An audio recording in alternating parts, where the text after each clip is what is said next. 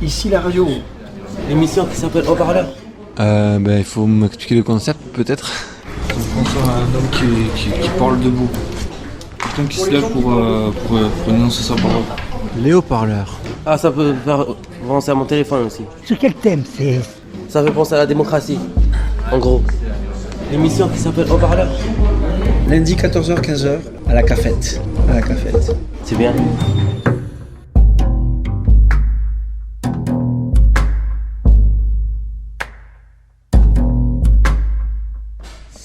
Bon, donc une émission assez spéciale aujourd'hui puisqu'on accueille tout un tas de gens qui font partie de l'hôpital et qui n'en font pas partie, qui sont touchés par la maladie mentale ou qui ne sont pas touchés par la maladie mentale, des soignants, des patients et un invité un peu exceptionnel qui s'appelle Alfredo Oliveira qu'on va laisser se présenter.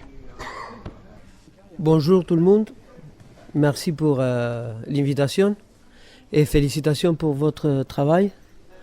Je m'appelle Alfredo Oliveira, je suis argentin, mais j'habite en France depuis 6 ans et demi.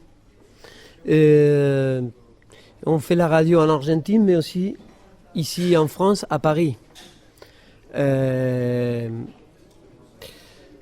me sens très honoré de pouvoir partager avec vous ces moments avec des gens nouvelles et des anciens amis aussi, comme Marc, qu'on se connaît depuis 14 ans.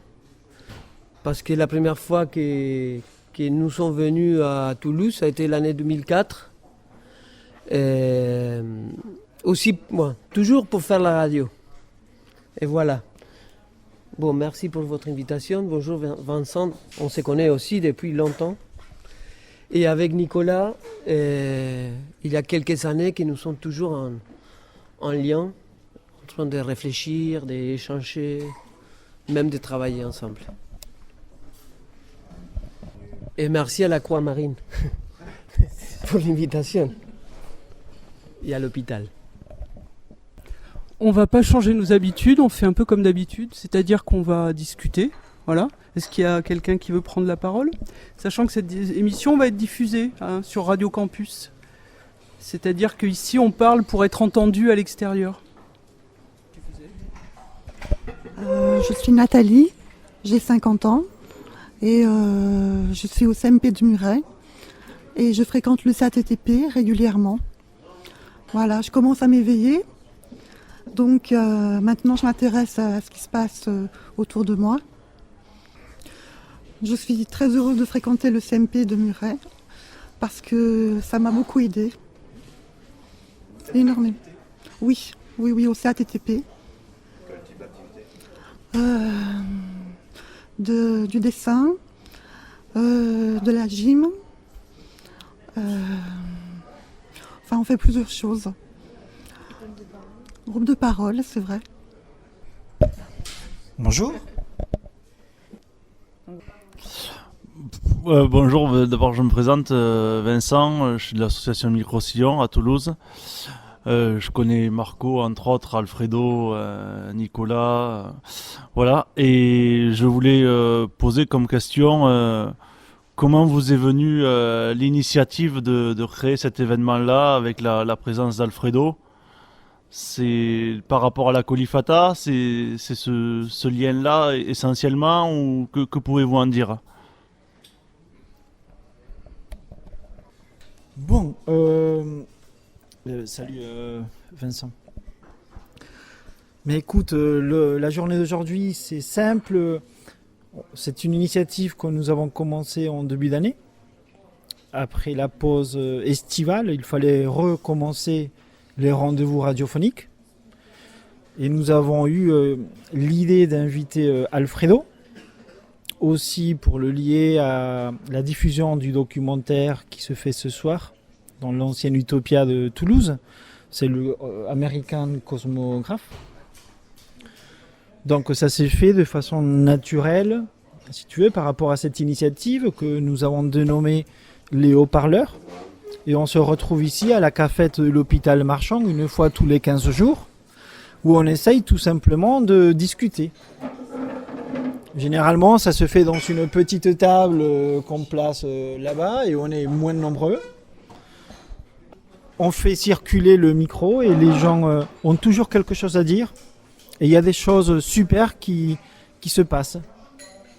Donc, je ne sais pas si j'ai répondu à ta question, mais dans tous les cas, tu es invité puisque c'est une émission qui est ouverte.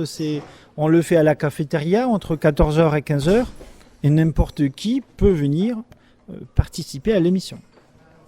On s'est quand même largement inspiré de la Kolifata. On les a un peu copiés même, je dirais. Après, l'idée, c'est que ce soit la parole des gens de l'hôpital qui soit mis au centre du dispositif. C'est pour ça qu'on est là plutôt pour vous écouter. Non, c'est intéressant aussi,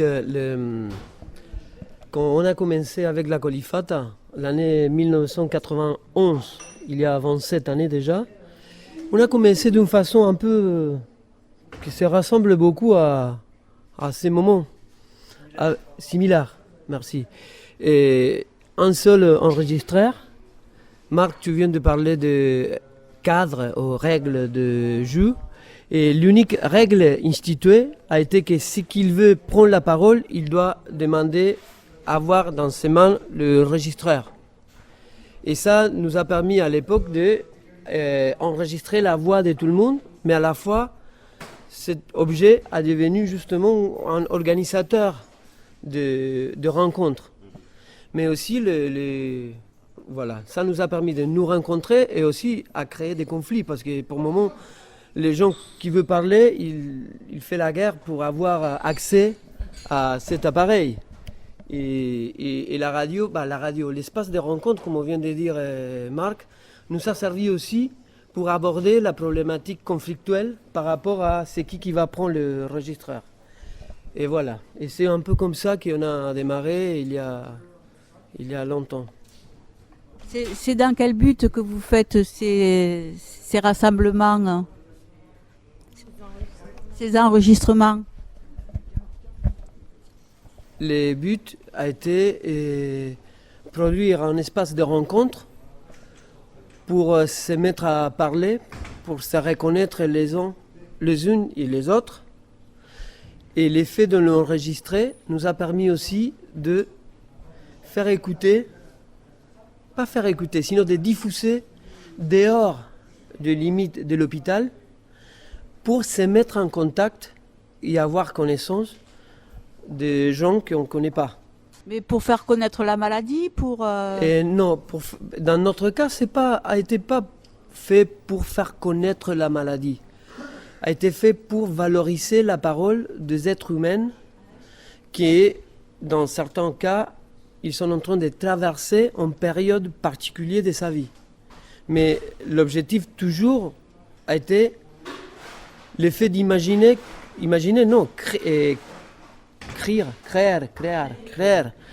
créer que tout le monde, nous sommes sujets humains avec les droits à la parole et aussi avec une histoire, une identité.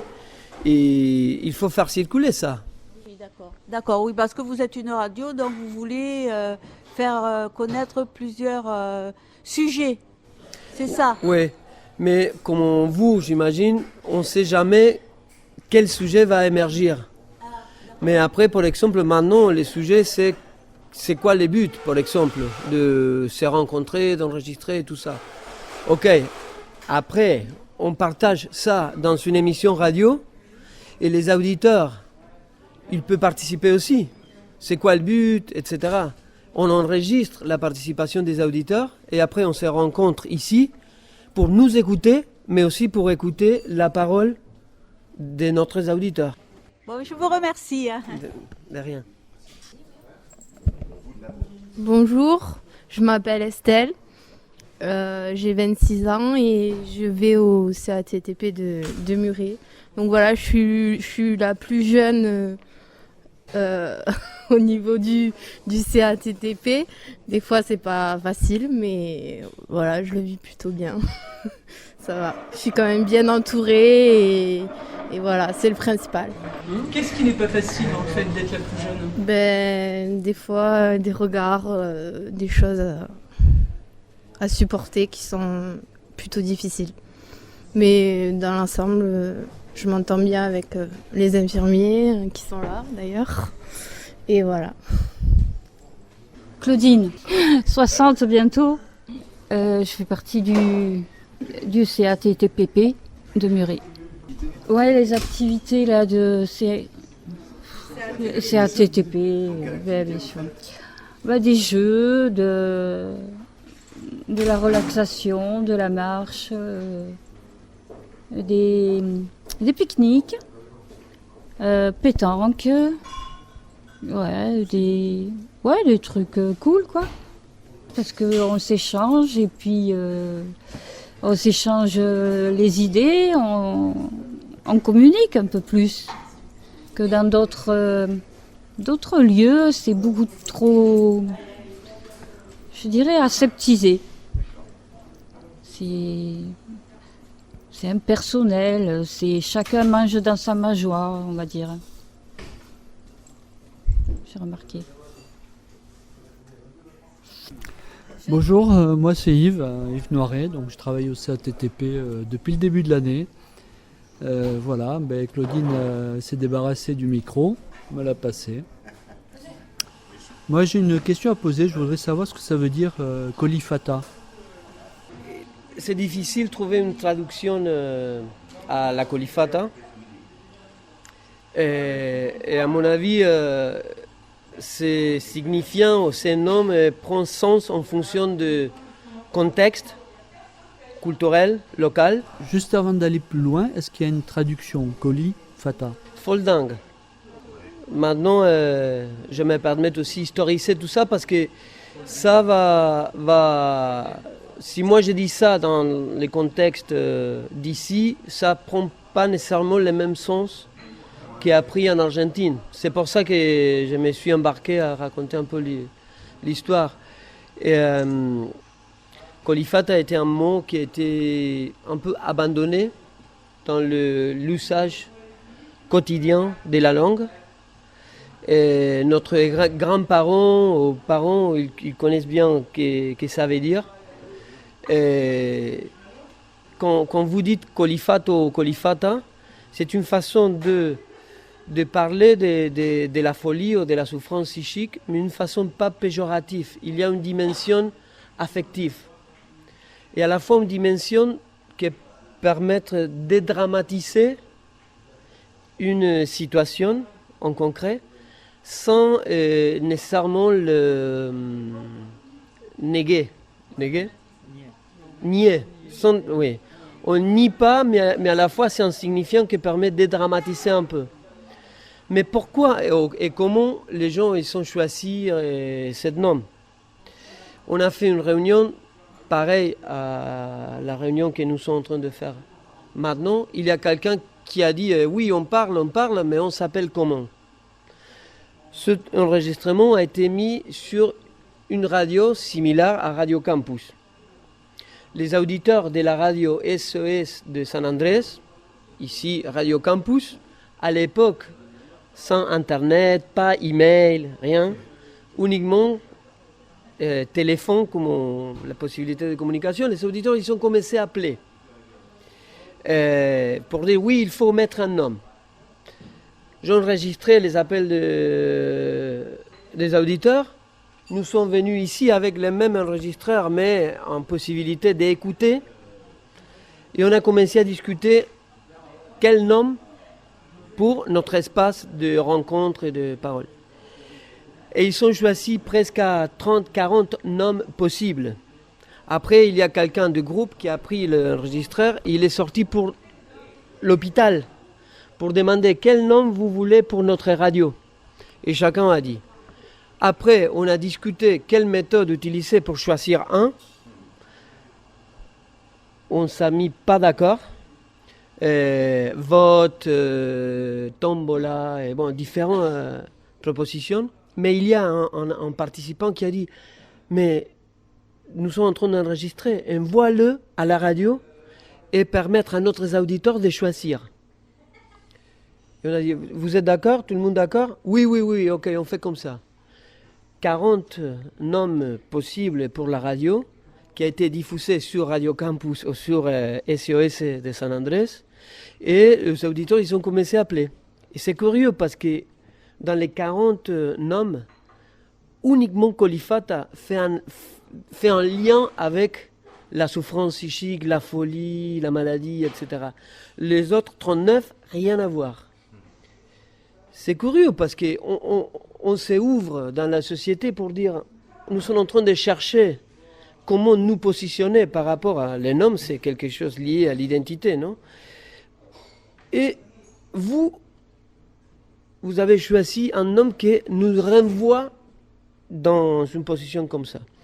Devant ça, nous avons aussi beaucoup discuté et on a pris la décision d'accepter la nomination qui vient de l'autre, parce que les problèmes de la stigmatisation, de l'exclusion, etc., c'est pas uniquement un problème sémantique et c'est pas et on va pas lutter uniquement d'une façon sémantique et aussi par décret. Ok, on va changer le nom. Nous sommes radio, je sais pas, les journalistes et c'est fini la problématique. Sinon, on va travailler avec ce que notre société produit comme signification sociale imaginaire. On va les prendre pour les mettre en question. Et c'est comme ça qu'on a dit, bon, ok, vous êtes d'accord qu'on s'appelle Kolifata? Oui, tout le monde d'accord.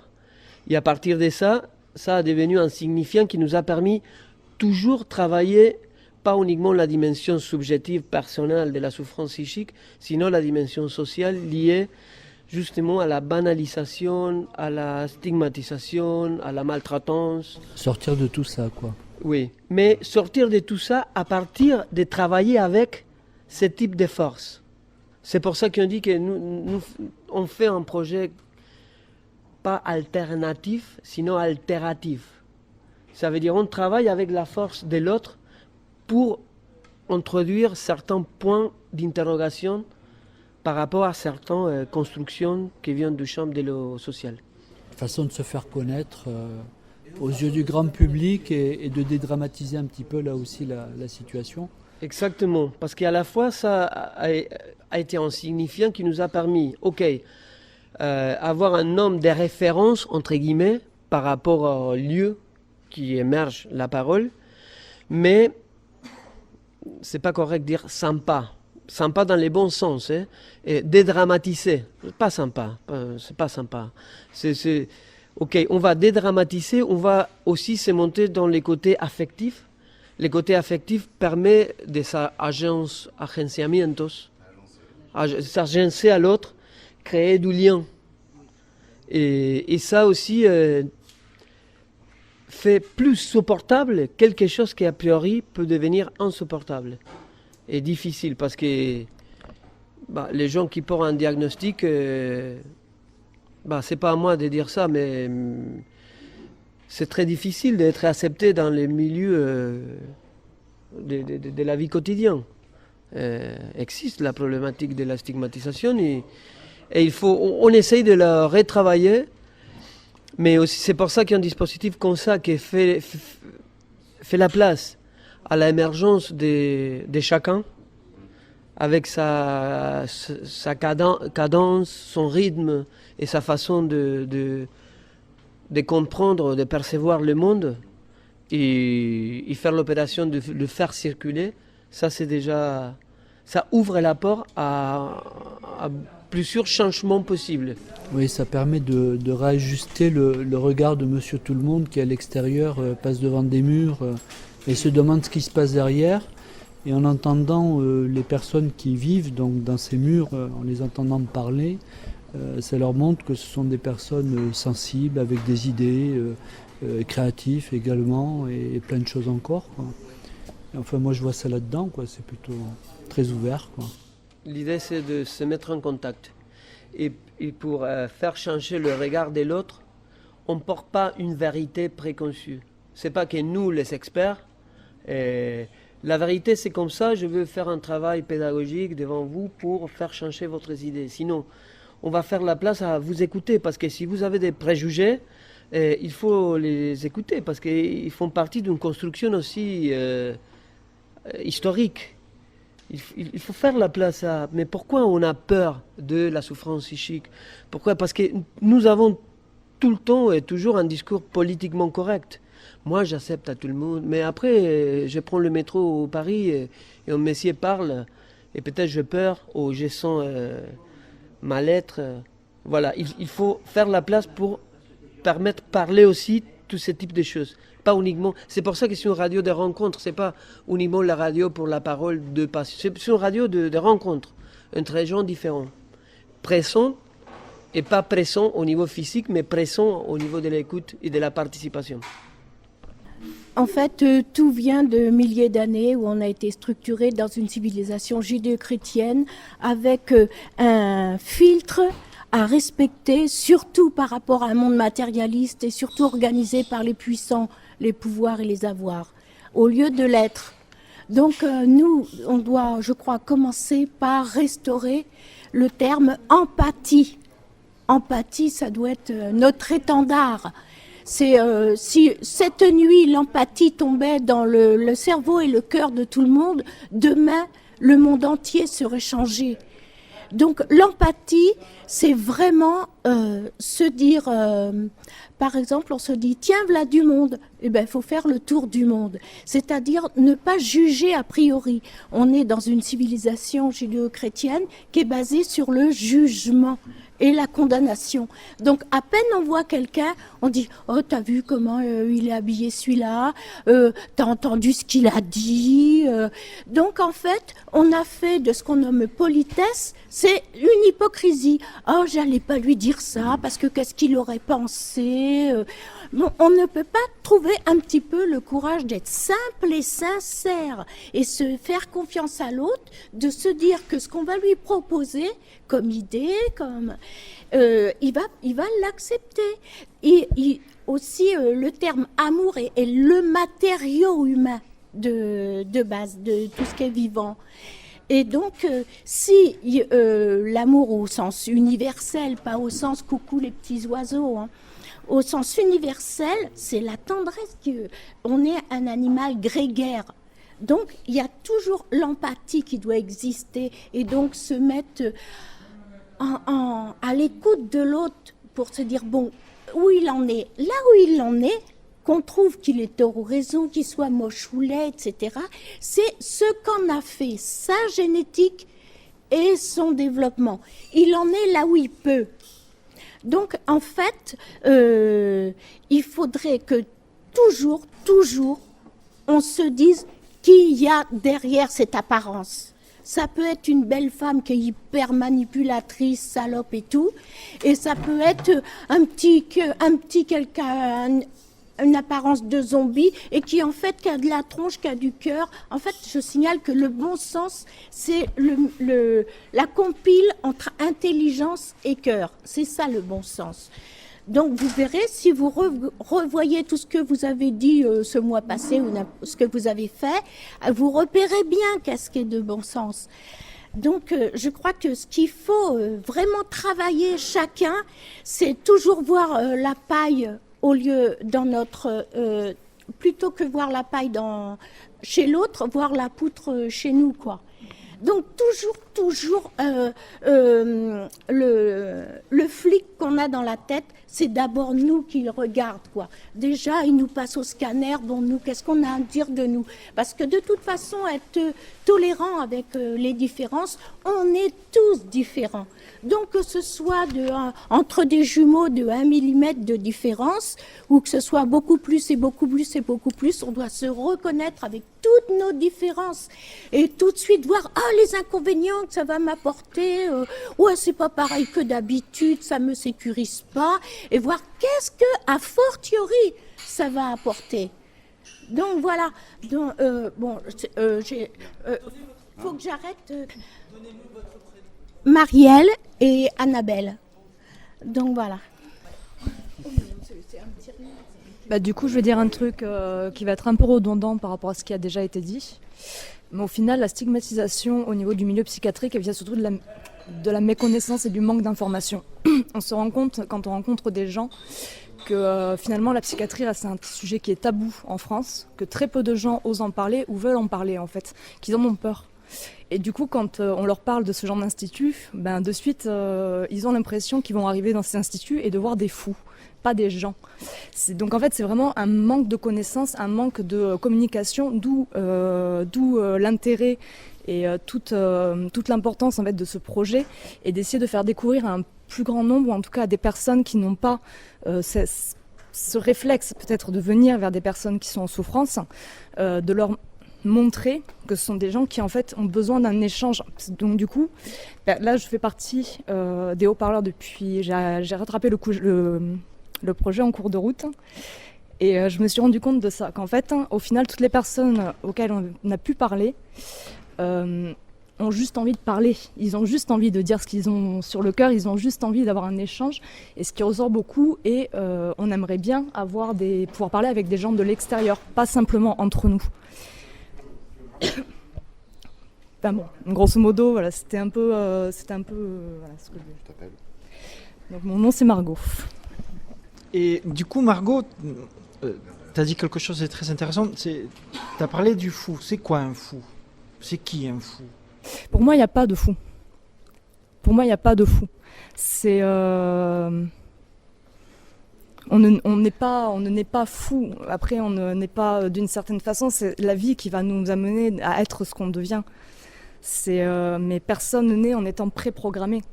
Donc après, pour moi, la folie, c'est un terme qui est peut-être trop important. Et justement, c'est un peu ce que je reproche aux gens qui ne connaissent pas ce milieu, cet environnement, c'est que de suite, on va croire à des personnes qui sont, voilà, on va parler de fous, alors que pour moi, effectivement, la folie à proprement parler n'existe pas. Oui, c'est une étiquette. Fou, folie, c'est une étiquette. Hein. Faut remonter l'histoire de Marchand, de toute façon, admettons. Ne serait-ce que comment ils étaient... il n'y avait pas de psychiatre, les soins, comment ils étaient soignés à ce moment-là aussi. Comment ils étaient soignés. Donc faut remonter pourquoi on dit fou. Ça vient de là. Ils n'ont pas cherché à comprendre pourquoi il était de suite. C'est sorti, ils sont fous, voilà. On dit, voilà, ça fait peur, les fous font peur, la souffrance psychique, etc. Mais est-ce que vous, de votre place, vous comprenez ce qui peut faire peur? Voilà, je m'appelle Isa, je viens de l'Ariège. Donc j'ai passé 3 mois en hôpital psychiatrique à Saint-Lizier. Et personnellement, j'ai vécu un traumatisme qui fait que, par rapport à la question que vous posez, qui fait que les gens avaient peur certainement de vivre ce traumatisme aussi, donc me fuyaient. Voilà, donc ils ont peur parce que ça les renvoie à quelque chose de personnel, quoi. Ça leur fait peur. Et je me suis retrouvée 3 mois à l'hôpital psychiatrique avec, je voulais plus en sortir. J'étais très bien là. Il y avait une super maison de retraite juste à côté, psy aussi, c'était super. Et par contre, les gens avec qui j'étais là, vraiment, on était en empathie. Ça se passait très très bien. Seulement, on m'a obligée de sortir.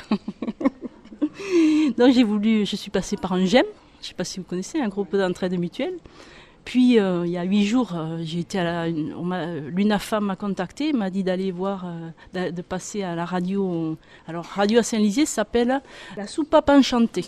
Voilà, et ça existe depuis longtemps apparemment. Donc faisant partie du GEM, je suis allée découvrir ce moment. 3 personnes étaient avec moi, tout le monde s'est régalé, j'ai pas pu parler. On a fait une pause, j'ai fait que parler. On a repris les micros, je n'ai pas pu parler. Et aujourd'hui, je parle. Voilà. Parce qu'on est un peu plus nombreux, peut-être, on n'était que 5. Voilà. Et je vis dans un petit village, Saint-Lizier.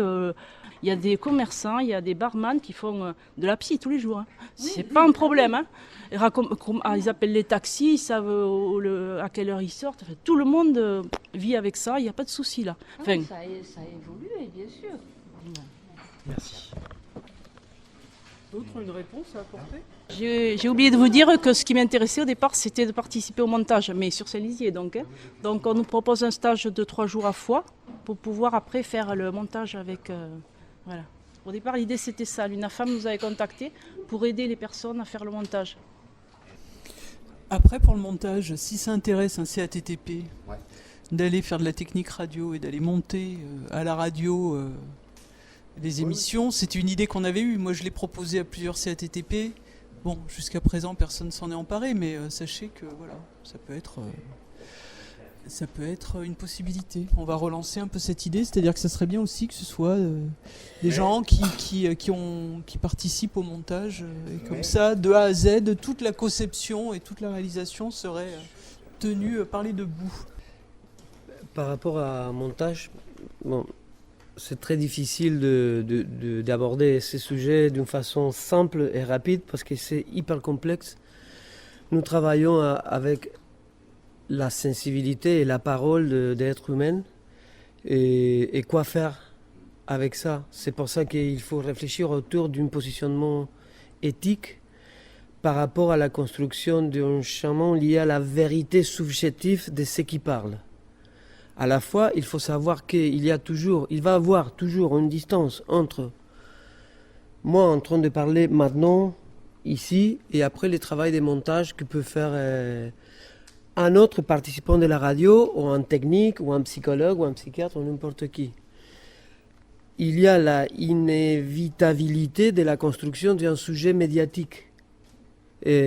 Parce que si on a discuté ici 1 heure, 1 heure et demie, et après nous avons un petit moment à diffuser dans une autre radio de 2 minutes, ou 15 minutes, ou 17, justement pour pouvoir arriver dehors, il faut faire un travail de médiatisation. Résultat, c'est qui va le faire et avec quel type de critères. Dans mon expérience personnelle, on a développé 2 chemins. Les chemins liés à la réflexion permanente par rapport au positionnement éthique de ce qui vient à faire le travail de montage par rapport à un collectif et par rapport à chaque sujet. Et lié à ça, bon, il y a plein de choses à dire que c'est pas le moment de partager. Et le deuxième chemin a été, ok, on va monter un atelier montage. Et par exemple, à Asnières, il y a 1 an et demi, un groupe d'été a été montage radiophonique.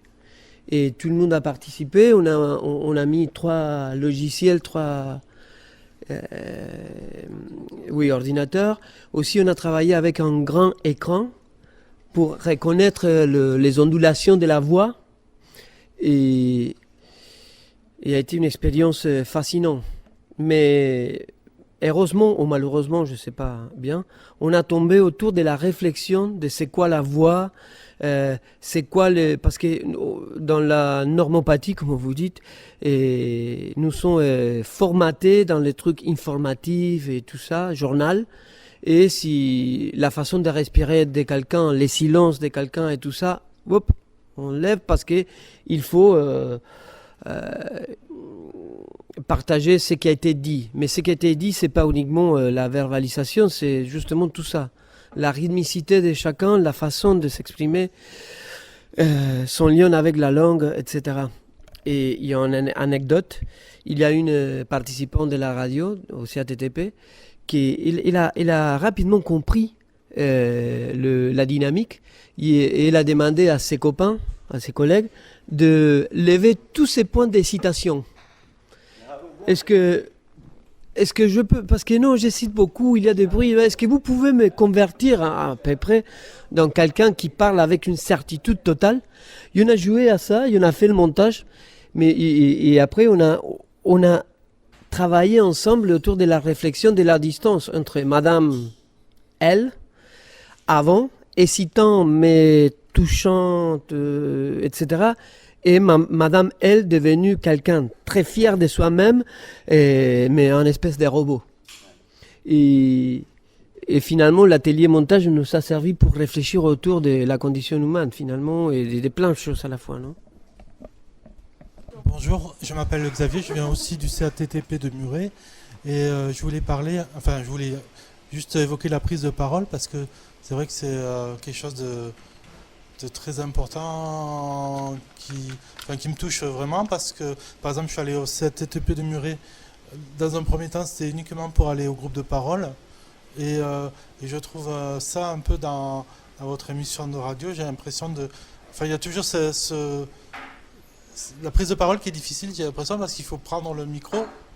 Et c'est pas évident pour tout le monde. Moi, je trouve pas ça... C'est pas évident. Voilà. Mais je trouve que c'est chouette d'ouvrir la parole aux gens. Vraiment, c'est quelque chose qui fait vachement bien. Enfin, je dis ça déjà par rapport au groupe de parole où je suis. Et ça doit être la même chose pour l'émission radio. Et voilà. Merci. Merci Xavier. Ouais. Ici la radio, l'émission qui s'appelle Haut-Parleur. Lundi 14h-15h à la cafette. Centre hospitalier Gérard Marchand. C'est bien.